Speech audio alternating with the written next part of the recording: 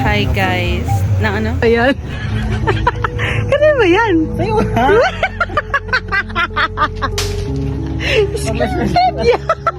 Natal mo lang yung bibigay sa'yo, wala ka lang. Para mas masakit pa yung sinabi mo. Eh, may pangbili ako.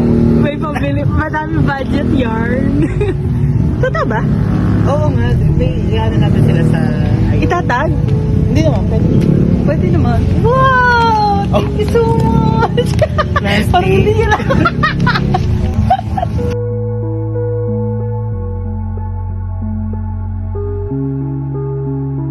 Hello! For the first time. Baka mamay sili. Tay, Gika siya. Hi guys. So nandito kami sa Yabangan. Guess what? Binigyan ako ni Mike ng flowers. First time in the history of my proof of living.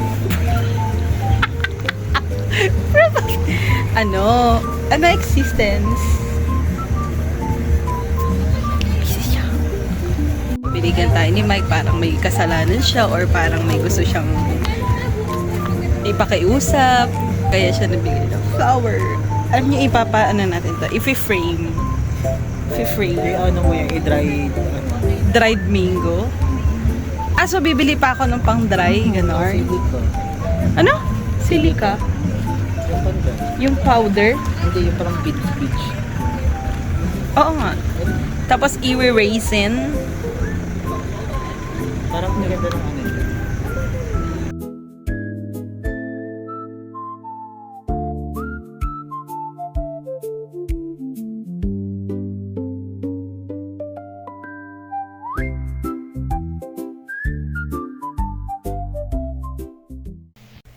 Hi guys, nakauwi na ako ng bahay and I'm super happy and grateful. Kasi nga, super random na nagbigay ang aking beshi na si Mike Joshua Lihano ng flowers for the first time. Alam niyo bang first time ko makareceive ng flower from a friend talaga. And grabe talaga. Alam niya kasi na wala talagang nagaganto sa akin. Kaya talagang feeling ko sa niya yung Gcash para bayaran ko tong bulaklak na to. Charas! Pero kidding aside, I'm so happy. Grabe. Ganito pala makareceive ng flowers. And super happy ako kasi syempre, nakaka-touch na yung aking beshi na si Mike ay nag-regalo ng flowers out of nowhere or once in a blue moon moments or napaka-random namin guys.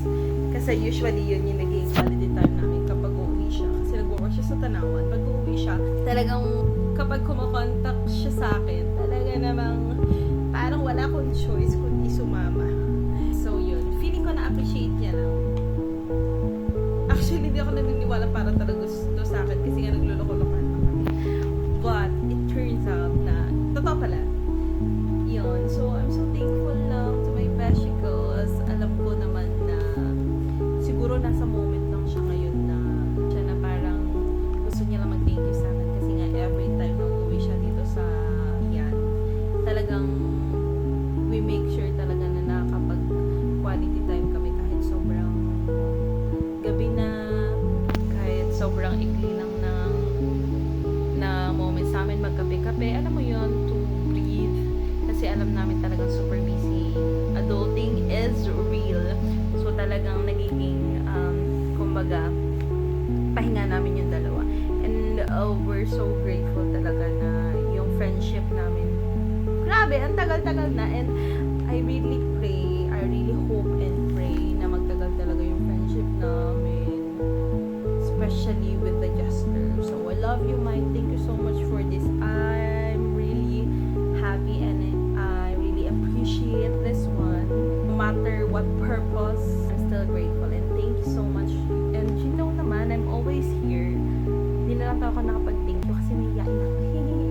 Just, hindi na ako nakapag-thank you sa personal kasi nga mahihain ako, alam mo naman yan. But I'm so thankful for this moment kasi you know naman, sobrang na-appreciate ko. Kasi first time alam ko baka taga-taga rito kaya sa mga maliligo sa akin dyan or nagbabalak. Just besh ko naman, paki-beat naman yung ganito. Kahit ito lang, i-beat nyo naman. Kahit mga 2 flowers, okay na yun sa akin. Charis. So, yun lang. Gusto ko lang i-share. Gusto ko lang i-vlog. Kasi nga, first time talaga na ganito. Napaka-random no moments namin. But, yun. Mas naging special lang. So, thank you so much, Mike. I love you so much. Ano naman na I'm always here